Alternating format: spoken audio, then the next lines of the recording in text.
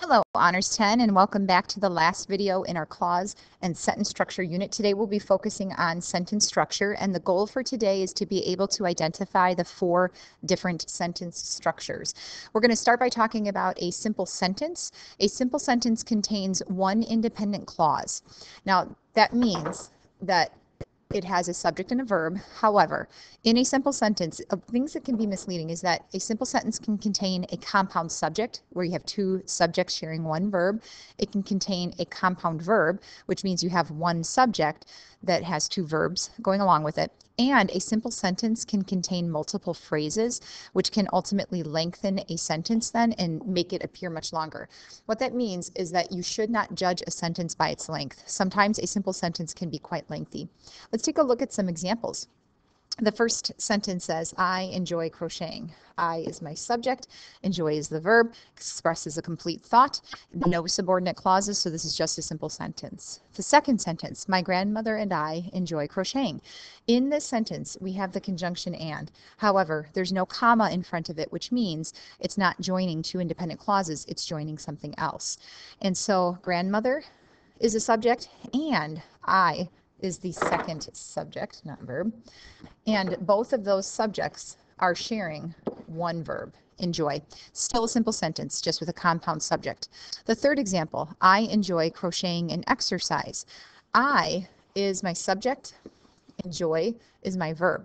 Now, again, we still have this conjunction and, but this conjunction, again, is just joining 2 words together. In fact, it's joining 2 direct objects together, because you have that action verb, enjoy. I enjoy what? Crocheting. I enjoy what? Exercising. So again, it's still a simple sentence. The fourth sentence, I enjoy crocheting gifts for my friends and family. Again, you have the subject I, the verb enjoy, and it's just a simple sentence. However, it looks somewhat lengthy because you have a couple of phrases within this sentence. You have crocheting gifts, which is a gerund. And then you also have for my friends and family, which is a prep phrase. And so neither of those count towards sentence structure. They're just phrases lengthening the sentence. The second sentence structure is a compound sentence. These are really easy to spot. A compound sentence contains 2 independent clauses. Independent clauses can be joined in 2 ways. They can be joined with either a comma and a fanboys, a conjunction, or they can be joined by a semicolon, and possibly you may have a conjunctive adverb following it, such as the word however or therefore. So let's take a look at some examples. I enjoy crocheting. However, I do not know how to knit. So in this sentence, I see a semicolon, which tells me in terms of sentence structure, this is at least a compound sentence. 2 independent clauses are joined together. And then I have this word however, which is just a conjunctive adverb. It doesn't do anything toward the sentence structure. The second example, I enjoy crocheting, but I do not know how to knit. Again, I've got a comma with a fanboy. Without even reading the sentence, I know that it is at least a compound sentence because a comma with a fanboy needs to join 2 independent clauses together. The third sentence structure is a complex sentence. This is when it gets a little bit more complicated. A complex sentence contains 1 independent clause and then at least 1 or more subordinate clauses. Now, how do you know if a sentence is complex? Tip number 1, look for words that signal subordinate clauses. You're looking for subordinating conjunctions or you're looking for relative pronouns. Now, complex sentences will not contain a comma with a fanboy or a semicolon, because those are going to be for compound sentences. Also, a note of caution, noun clauses count as the subordinate clause within the independent clause. Those are a little bit tricky. We're going to take a look at an example here in a moment. Let's take a look at some samples then. I enjoy watching movies while I crochet. The word while signals to me that there is a subordinate clause, so then I know that this is a complex sentence. In the second example, although I know how to crochet. Although signals a subordinate clause, which means I have a complex sentence. Also, in the third example, I would happily accept help from whoever is willing to teach me. This word, whoever, tells me that I have a subordinate clause.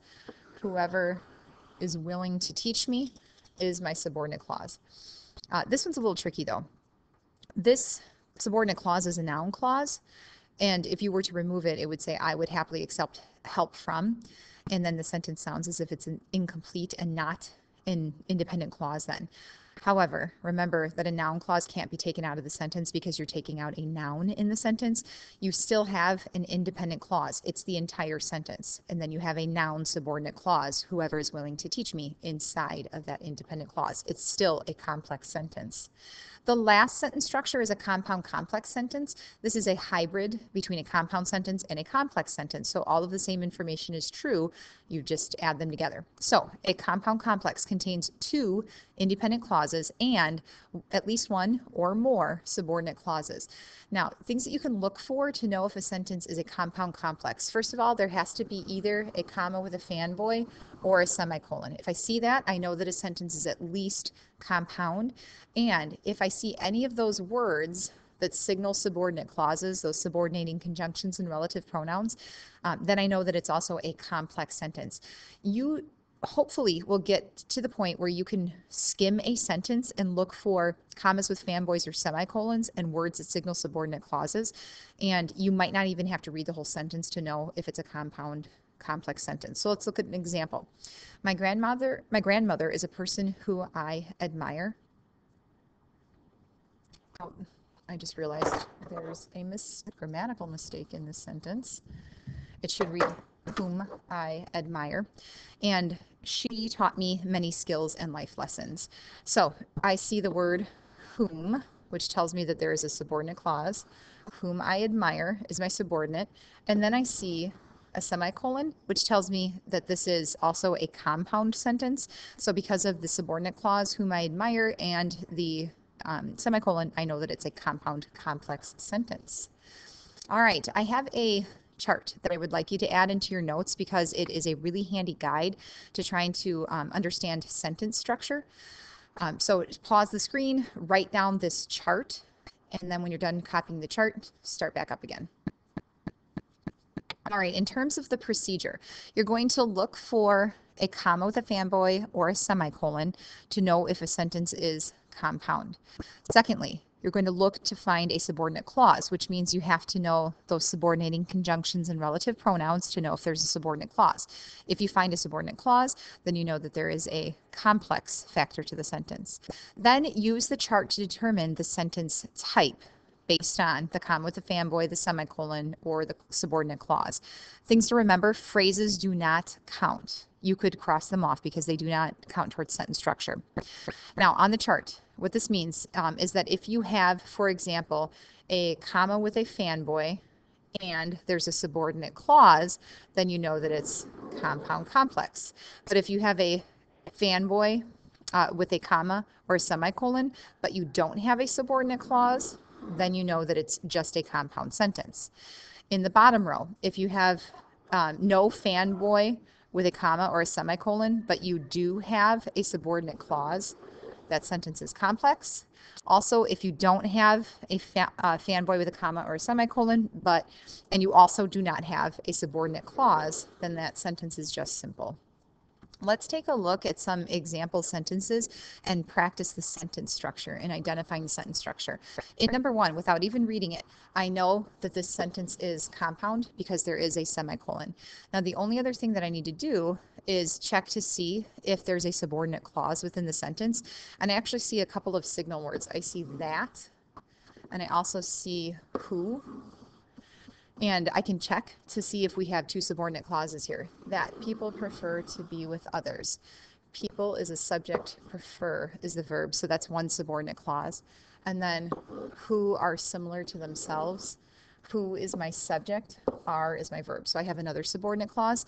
Because I have at least one subordinate clause and a semicolon, this one is going to be compound complex. Number two, on the other hand, is a prep phrase. I'm going to get rid of it. It doesn't count towards sentence structure. Another old saying asserts that opposites attract.